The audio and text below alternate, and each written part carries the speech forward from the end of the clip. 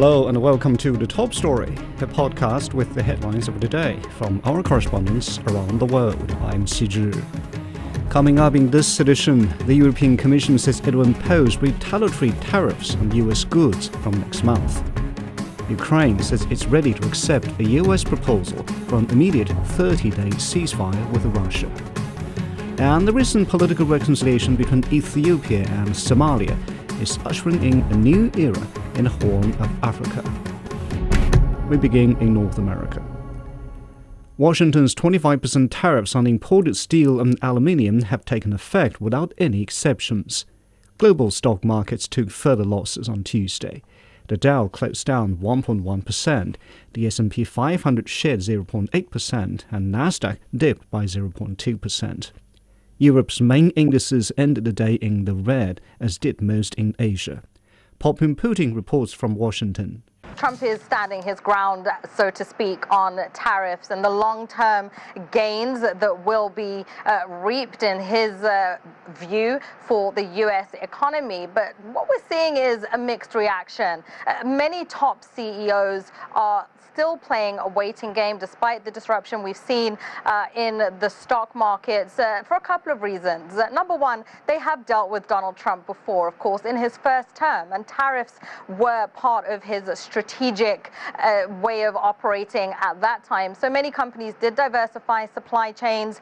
Others are confident that this tariff disruption can be weathered, but many more are very concerned that the U.S. could be heading towards a recession. As we know, markets don't like uncertainty, and that's really all we've seen over the last few weeks. Tuesday was an extraordinary day as onlookers watched this tit-for-tat between U.S. President Donald Trump and the Premier of Ontario province in Canada, Doug Ford. Principally, just to recap, we saw the Premier say that he was going to put a surcharge on electricity exported to the United States. That's essentially a 25% tariff on those states that import electricity from Ontario. That's Michigan, Minnesota, and New York. And almost immediately, we saw a huge backlash from Donald Trump saying that if that surcharge went into effect, 50% tariffs would be slapped on Canada.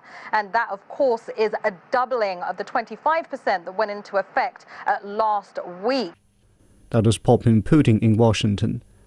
Data from the American Iron and Steel Institute shows that for 2024, Mexico was among the largest suppliers of steel to the U.S. The country is also a major exporter of aluminium scrap and aluminium alloys to Washington.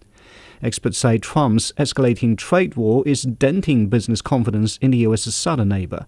Alastair Baverstock reports from Mexico City. It's all about bad news for North American free trade and this region, in particular Mexican steel and aluminum products. 90% of everything that Mexico produces in this country is exported to the United States. So it's going to make those metals and those products much more difficult to compete in the international market within the United States. And that's going to impact, of course, the industry here. And, of course, just as Canada and China have both imposed retaliatory tariffs, Mexico has yet to do so. It's been able to dodge the first two sets of tariffs, achieving month-long extensions each time. But how long that can last now that these tariffs are coming into play, particularly on these metals, is another question entirely. That's Alastair Baverstock reporting.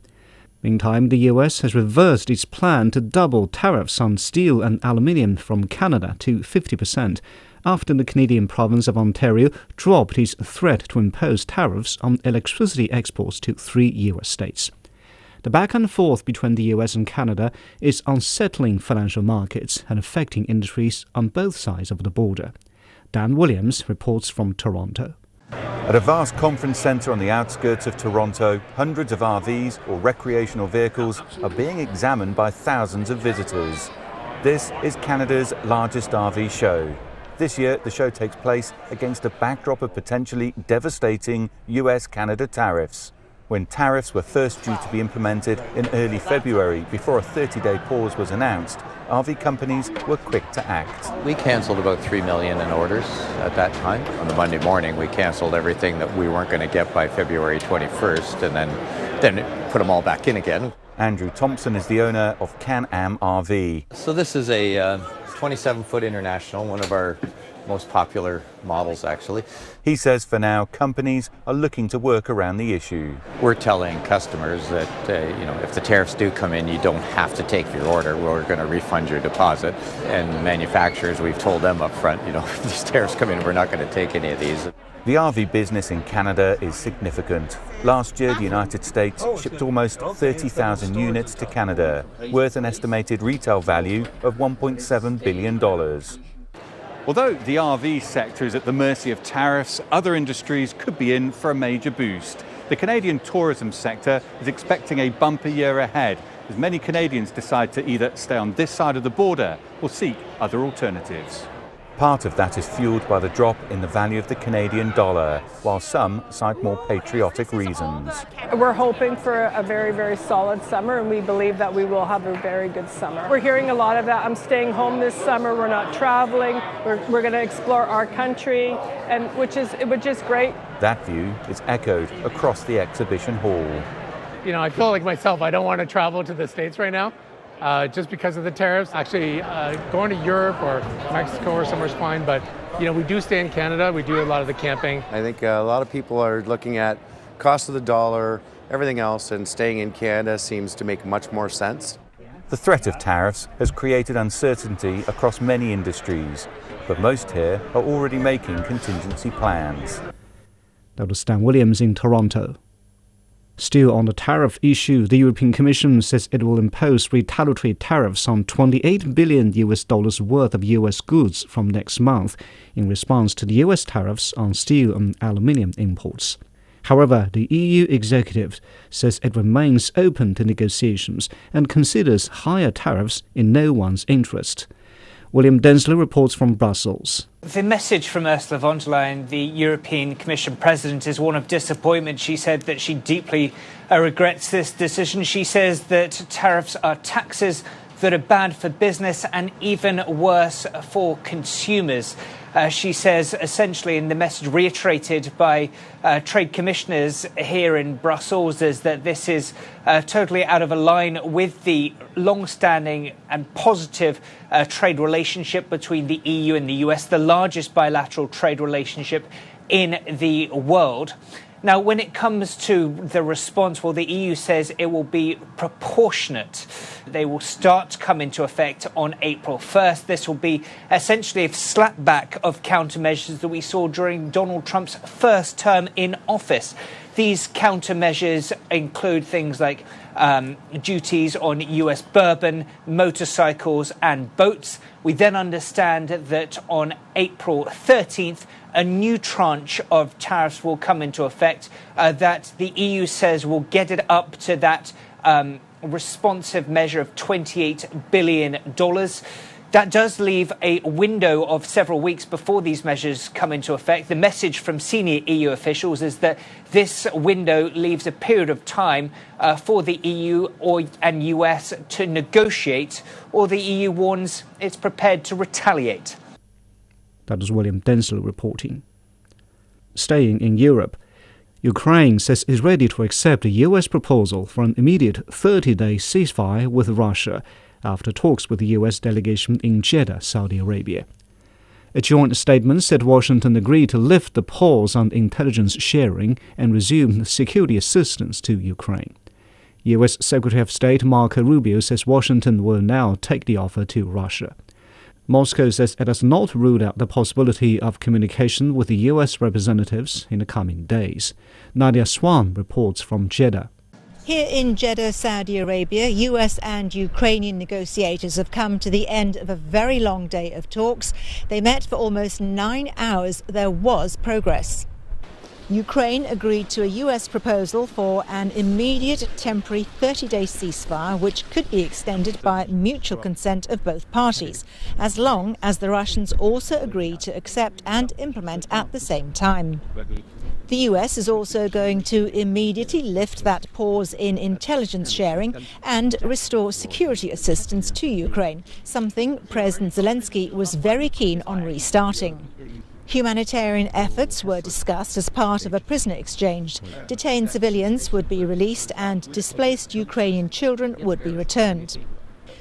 Both delegations have agreed to name their negotiating teams and begin talks to achieve a tangible, sustainable peace to ensure long-term security for Ukraine.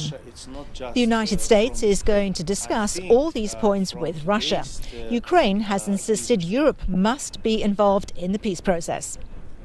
One final note, the US and Ukrainian presidents have also agreed to sign a comprehensive minerals deal. That was Nadia Swan in Saudi Arabia. EU countries such as Poland and Germany are now considering nuclear weapons as a security guarantee. Washington's change in tone towards its commitments to NATO has fueled fears of instability in the region. Johannes Pleshberger sat down with Rafael Grossi, Director General of the United Nations Nuclear Watchdog, to understand more about the issue. So we have seen Poland's government considering acquiring nuclear weapons, and the prospective new German Chancellor talking about coming under the French-UK nuclear umbrella. Are you concerned about the further proliferation of these weapons at a very tense time? Well, we are concerned about the stability of the nuclear non-proliferation regime. People see in nuclear weapons the ultimate guarantor of peace. It's debatable whether that is the case or not. We have been working as a global community in a system which is based on nuclear deterrence, basically with a limited number of countries. In the case of Europe that you are mentioning, one has to make a distinction between developing domestic nuclear weapons and or having the benefit of other countries' nuclear weapons for protection. And this, I would say, is not new. Remember that in Europe there are American nuclear weapons that have been stationed for many, many years. Here the debate is more of whose nuclear weapons should be providing this protection. Should they be from America or from other countries? In any case, for the IAEA, it is very important in these times of uncertainties and in these times of high tensions not to lose the objective of limiting the number of countries with nuclear weapons. That is Rafael Grossi, Director General of the United Nations Nuclear Watchdog, speaking with Johannes Pleshberger. Finally, in Africa, the recent political reconciliation between Ethiopia and Somalia is ushering in a new era in the Horn of Africa. The leaders of both countries have visited each other over recent months. Both have said diplomacy can work if given the chance. Mohammed Kaiye explains how the renewed relations have changed things. The new diplomatic engagement between Somalia and Ethiopia comes after a bitter dispute last year over an Ethiopian deal with Somalia's breakaway region of Somaliland to access the sea and build a naval base there. But now, the leaders of neighboring countries have agreed to resolve their differences peacefully. Under the Ankara Declaration, facilitated by Turkey, Ethiopia will get commercial access to Somali coastline, providing economic and trade opportunities for both peoples. Analysts say the deal prevented a major diplomatic crisis, as well as unnecessary conflict in an already volatile region. The diplomatic tensions between the two countries came when there was already turbulence in the Horn of Africa region, especially the ongoing conflict in Sudan. So the Ankara deal has prevented another major crisis in the region. This is as we look at the dark history between Somalia and Ethiopia, who already share porous borders of about 1,000 kilometers. The role of Turkey and other countries was very helpful in averting the crisis. Prime Minister Abiy Ahmed's trip to Mogadishu to visit Somalian President Hassan Sheikh Mohamud coincided with another delegation which was there to discuss security cooperation. Last week, Ethiopia conducted an airstrike against Al-Shabaab at the request of the Somali government in what is seen as commitment to security cooperation. The This new security cooperation will be mutually beneficial to both countries. This is because if the armed group Al-Shabaab strengthen their positions in the Middle Shabelle region, their next target will be the Hiran region bordering Ethiopia. This will allow them to penetrate the border to carry out attacks inside Ethiopia. So these preemptive air operations will be positive for both Somalia and Ethiopian security and stability. With new diplomatic and security cooperation with Ethiopia and the introduction of Egypt into the new African Union peacekeeping mission, Somalia stands to gain experience to counter Al-Shabaab security threats. This could also set standards for strengthening its own armed forces for regional peace and stability.